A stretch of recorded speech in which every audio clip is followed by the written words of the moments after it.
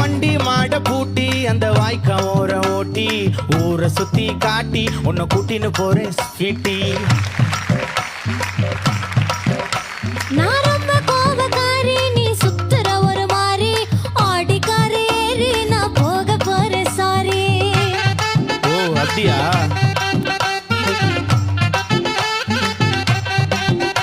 நான் வைக்க மாட்டேன் தாடி, நீ வேணா எனக்கு போடி. இந்த மாமாவை தான் தேடி உன் தங்கச்சி வர ஓடி.